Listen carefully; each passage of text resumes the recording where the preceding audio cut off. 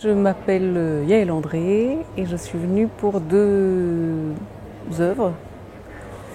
Un film, Quand je serai dictateur, et un web documentaire, Synapse, qui n'ont pas de lien évident et direct entre eux, mis à part le fait qu'ils ont été tous les deux faits à partir de rushs 8 mm et Super 8 des années 40 à aujourd'hui. Quand je serai dictateur est rythmé sur une dizaine de chapitres qui imaginent chaque fois un monde parallèle. C'était une idée scénaristique pratique pour assembler toutes ces images complètement disparates, puisqu'il y avait des images des années 40, des années 70, des années 2000, donc elles n'avaient pas de lien entre elles. Il y a tous les sujets possibles et imaginables dans le film amateur, donc ça partait dans tous les sens. Donc je me suis dit assez vite, ça vaudrait la peine d'écrire un scénario sur lequel les choses pourraient s'agglomérer et prendre sens par rapport au scénario que... Et dès le départ, il y a eu l'idée de faire quelque chose qui fasse en sorte qu'il y ait à la fois une fiction et un documentaire. C'est-à-dire qu'on puisse à la fois regarder l'image pour ce qu'elle est, et en même temps par rapport à ce qu'on lui fait dire. Parce que j'avais l'impression que ça permettait à la fois au spectateur d'être relativement libre par rapport au film, et en même temps je trouvais que c'était un usage assez comique de l'image et relativement peu fréquent en fait. Vraiment le point de départ, c'est que moi-même j'ai commencé à filmer en Super 8. J'ai un peu découvert par hasard le Super 8, c'est un peu un support d'un certain milieu de cinéastes qui aiment bien bricoler, chipoter. Donc je filmais en parallèle de mes autres films. Et en faisant ça, je me suis intéressée aux autres qui l'avaient fait, mais bien avant moi, puisque c'est un support qui a quand même quelques décennies. Et donc un peu par la force des choses, j'ai été voir. Et puis en fait, il y a tout un courant de gens qui collectionnent ces images, collectionnent ce matériel.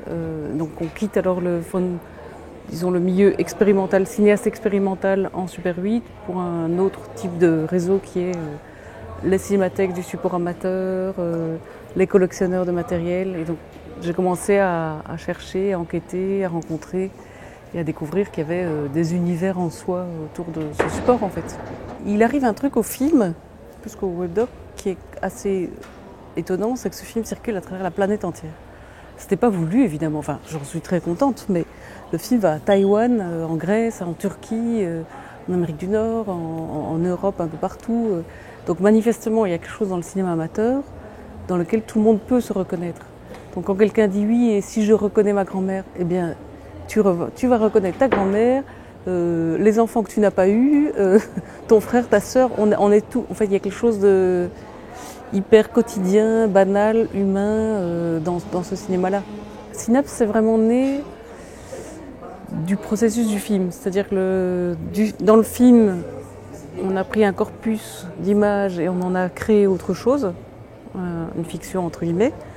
Et je me suis dit, ce processus-là, je ne me le suis pas dit comme ça, mais en fait c'est assez évident que ce processus-là il peut être reproduit et proposé à d'autres qu'à moi-même ou au monteur du film. Et donc on a imaginé tout un processus avec Sébastien Cap pour le webdoc, où les gens peuvent s'emparer de ces images et créer eux-mêmes leur propre film. On imagine qu'ils se créent des souvenirs, qu'ils se recréent des souvenirs avec ces Super 8. Et donc effectivement, il y a le même processus de création des deux côtés, sauf que d'un côté, c'est dans un travail dit professionnel, et sur le web, c'est le dispositif de façon un peu plus amateur, mais où l'internaute peut mettre des sons, des images, choisir les images, choisir leur ordre, mettre des musiques sur les images amateurs, de telle sorte qu'il se fabrique lui-même des petits films souvenirs. Les gens peuvent voter pour les souvenirs, et donc plus les internautes votent pour un souvenir, plus le souvenir reste dans le cerveau, et moins il est voté, plus il va s'effacer progressivement, donc il va disparaître. Donc la mémoire qu'on a appelée la mémoire commune, elle est tout le temps en mouvement en fonction de ce que les gens vont faire sur le site. Donc il y a cette première chose-là. Ensuite, si les gens postent sur des sites genre Instagram, Vine, des vidéos avec le hashtag Synapse, les vidéos qu'ils postent vont se mettre sur une autre arborescence, qui n'est pas la mémoire commune, mais qui est une autre lieu où leur vidéo attrape un filtre Super 8. Donc c'est comme s'ils avaient fait une image Super 8. Donc là aussi, il y a une espèce de mémoire immédiate et quotidienne des images faites aujourd'hui. Cette matière qui a servi donc pour le film et le webdoc est loin d'être épuisée. Il y a encore plein de films à faire avec ça.